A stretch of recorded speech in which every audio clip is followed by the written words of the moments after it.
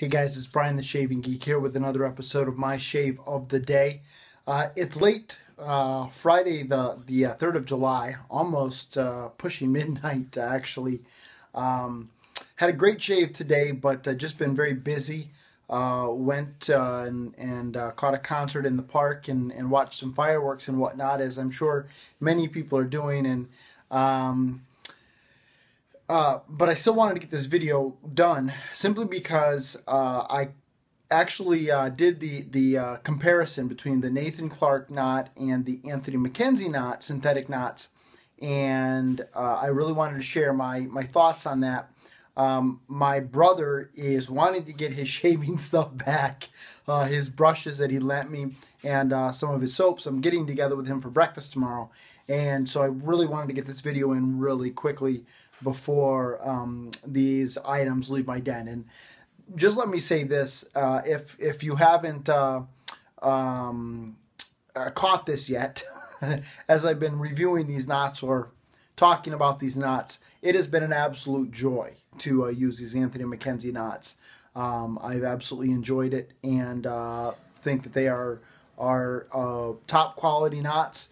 So if you are into making brushes or restoring brushes or thinking about restoring a brush or making a brush, check them out.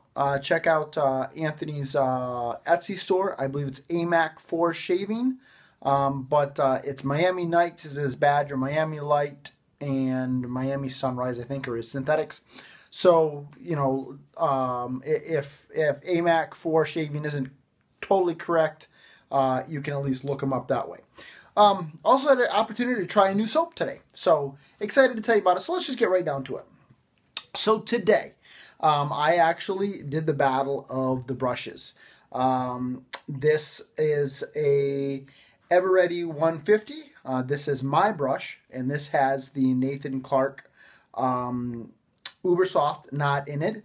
And then this is my brother's C40 EverReady with the Anthony MacKenzie Miami Lights, I believe is what he calls this knot. So you can see between the two of them, there's not a whole lot of difference, maybe a little bit more loft with the Anthony MacKenzie knot, but that may just be how my brother said it in the brush, you know, in the handle. I'm not totally sure. Looks wise, not a whole lot of difference, very, very similar. Maybe a, you know, a little bit different coloring with this, but overall very similar as far as the knots go. Obviously the handles are totally different. Well, they're almost virtually identical. You know, obviously a little bit different on the C40, but that's not what we're reviewing. We're not reviewing the handles, which I think are cool, and I got that cool vintage look, but the knots. So what did I do? I took one of them, and actually I don't even remember which one. And lathered one side of my face, took the other, and lathered the other side of my face. Did a pass, and then I switched and did the exact opposite, just so I could get a feel, because I am right-handed, so I just wanted to get a feel as far as how the knot would feel on both sides of the face, and you know, try to give them both a fair shot. How did they fare? Well, quite honestly, I couldn't tell much of a difference. I would say that the Anthony MacKenzie knot felt a little bit denser, maybe, but overall, they both felt great. And honestly, I can't pick a winner. It was a draw. It was a tie for me. They're both excellent knots, and so great job. You know, Anthony MacKenzie's doing a bang-up job with his knots. Nathan Clark already has a reputation of putting out great knots with his Ubersoft, so check them out. You know, I was happy with both of them, and extremely happy, to the point to where, again, these would be tied. If this was staying in my den, these would be tied for my favorite brush in my den. Just excellent performance, wonderful feel on the face, and just great stuff. So 2 thumbs up for both of those guys. just to tell you a little bit about the razor I used, I pulled out my Gem Junior again today. This is loaded with an American Safety Razor Company. I think that's what it is. Blade. It's just a drugstore blade, whatever you can get at Rite Aid or Walgreens or whatever, one of those stores. That's the blade. They work well for me. Enjoyed this shave. I'm not going to spend a whole lot of time talking about this, but I really enjoy my Gem Junior. And in fact, out of the single edges that I have, this is my favorite, which really to this day surprises me because there's not a whole heck of a lot of heft to this with this Bakelite handle. Very light, and I didn't think that it would shave as well as my other single edges that have a lot more heft to it, my bullet tip. But this is a great little razor.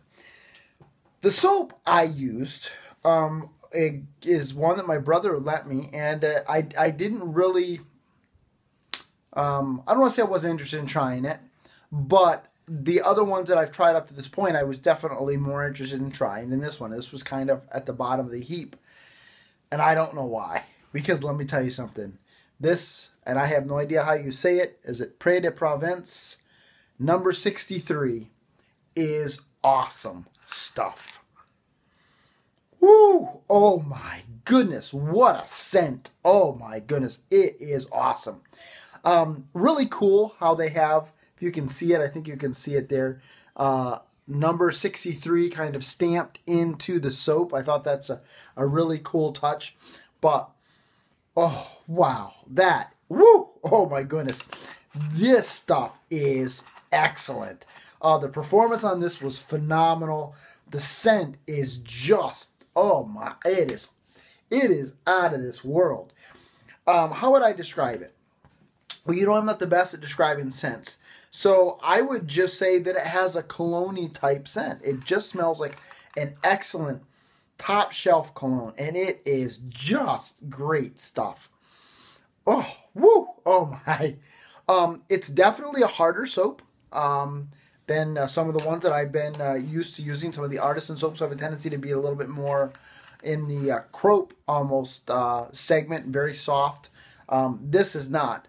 Not the hardest soap that I've used. That's still is still held by where is it? My Newman's WM Newman's 1911, but definitely.